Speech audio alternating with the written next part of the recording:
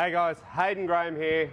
You're at Black Bear BBQ, and the thing that we do the best is brisket. It's our most cooked meat, and it's something that you guys at home should not be afraid of getting. We recommend, first off, a quality grain-fed brisket. It holds better, much more forgiving on your first cook. It's forgiving for us on every cook. We cook 70 or 80 of these every week at every shop. Now it's the hero cut from us. There's a lot of mystique about the brisket. It's really not that scary. It's easy to get wrong, but it's super easy to get right. So here we go. When you're choosing a brisket down at your supermarket or wherever you're getting it from, at your butcher's, they're usually cryovac. Now, if you turn it over, this is the backside of the brisket, so the inside of the animal.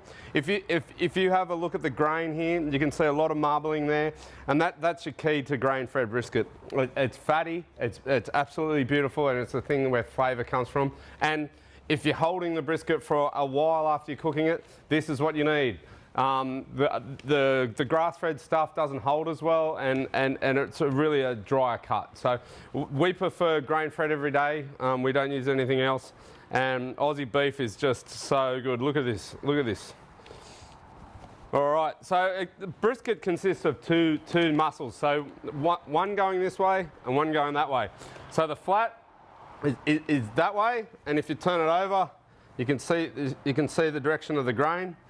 So what I like to do, and there's a little bit of a tip, is if you find the direction of the grain and you know the direction of the grain, you can put a little score in it like that. So when it's cooking and when it's finished, you can see a little score in the actual bark itself.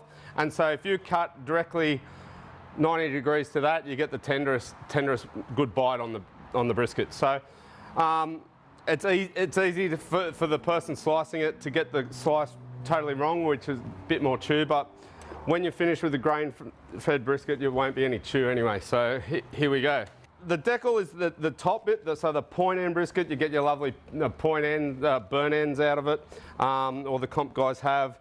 What we do, and as you can see, it's not a very aerodynamic shape. So what we want to do is make it nice and flat. You can use this trim for burgers. You can use it as spaghetti, but it's a really good piece of meat. You do not throw it away. But we like to flatten it out. So we start here. We cut it down like this, and take that bit of fat off. All right. So look at that. How good is that? It's just beautiful marbled meat straight from the Aussie farm to you guys. We don't want any sharp edges on a brisket at all. This stuff is not worth cooking. It can go in the trim as well. So you really got to flatten it out a bit, get it in a nice natural state, and just pick a line, all right? So don't be afraid to cut stuff off. You can always use it. All right, so we've got to take this bit of hard fat. There's no point in cooking that on our brisket cook. So we'll take as much off as we can, but not too much off. Get in there, smooth it out, so you get it more aerodynamic. So that's looking good. This fat we usually leave there. This, like 10 mil coverage is great. This sort of stuff here, where you can actually, you know, there's a bit of fat there, as you can see. And don't be afraid to play with it. But get in there, about half of that needs to come off.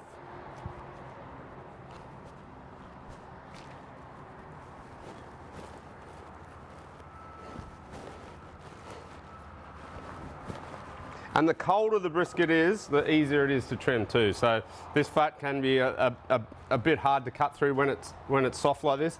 So when they first come out of the fridge and they're nice and cold, that's the best time to trim it up. So it's the same story over here. We want to get rid of some of this and go through there. And just follow the natural shape of the brisket down to the chopping board, yeah? Like that, so it's nice and smooth, nice and round. That stuff can go. All right, so we've got a nice aerodynamic shape to our brisket now. It's getting round. All these little bits can come off.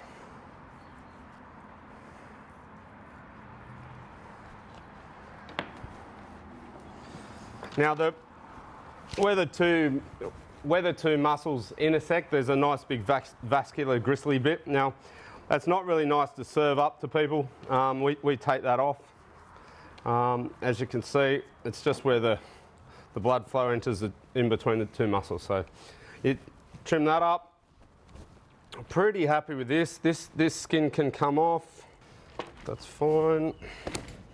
Now on the bottom, because this will be sitting on the plate on our smoker, so you only really need to get rid of any untidy bits and loose fat. So you get a lot of this sort of stuff, fat, and it's no good. So we get rid of that. Nice sharp knife gets it off really easy. It's not very hard to get off this stuff.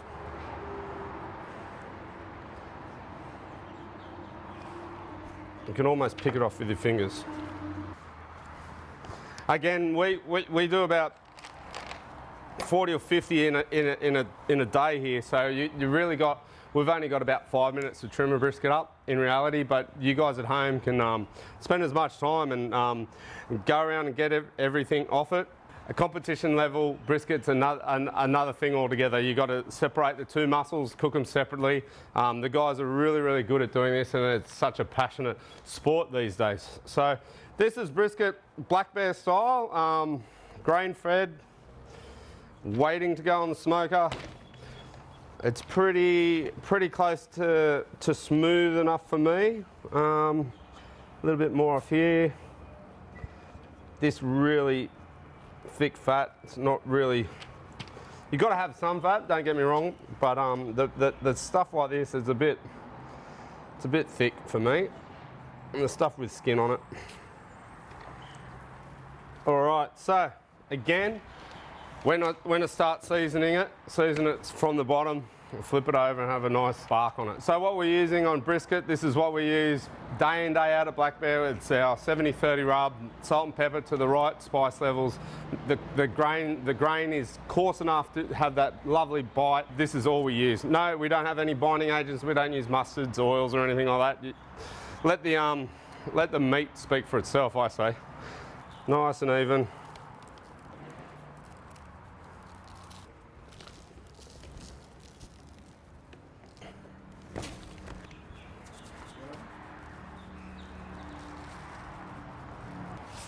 All right, salt and pepper brisket ready to go on the smoker. Now we've got our smoker up to 135. It's going to cook for about 10, 11 hours, so it's going to be a long cook.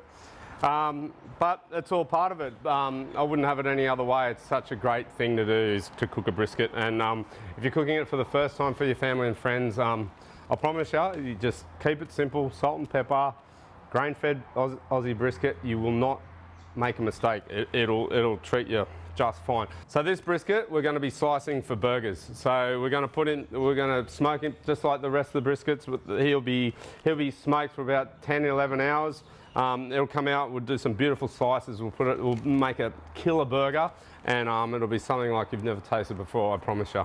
All right, so let's go put it in the offset for the first 4 or 5 hours, and then we'll give it a check, we'll rotate it around a bit. This time we're going to have the flat pointing at the hot end. So this is a reverse flow smoker, so the heat goes under and around, so you get a nice hot area up here, and it's very even from there on.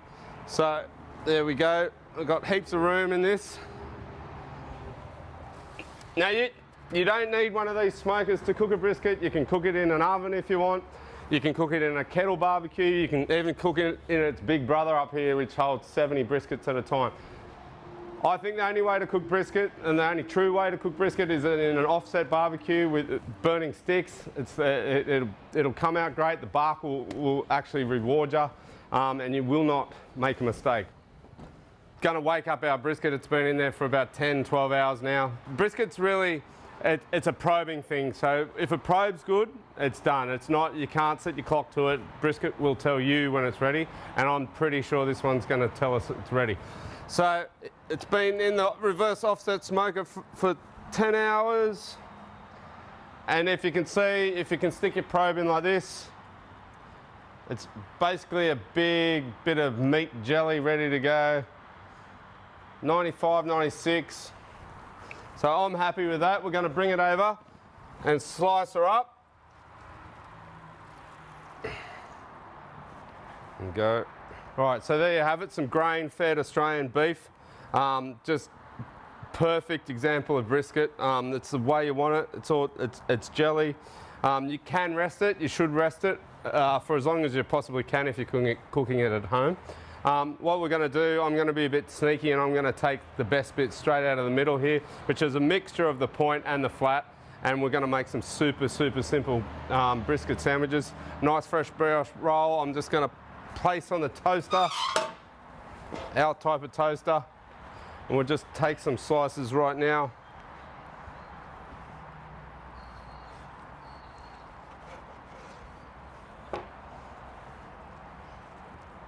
So as you can see, brisket perfection. Again, I don't know, we fluke it every time, but anyway, we're going to do it again. Couple of slices. Smells amazing, guys. I'm right here. Okay, so that's a perfect example of smoked brisket, just ready to go. It's going to go straight onto this beautiful brioche bun in a second. All right, here we go. Start off with the bottom. Now this is what I make for myself when I'm let loose in the kitchen by myself. All right, so get the slice.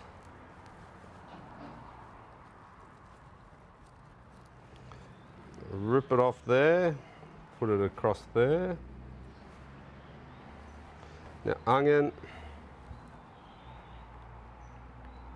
Got to have onion on anything, I reckon.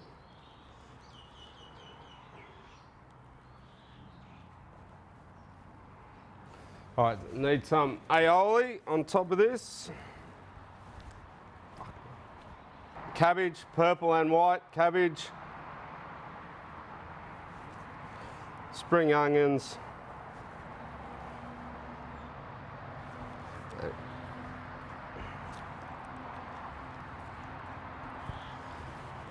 And we finish it off with some chipotle mayonnaise. Look at that.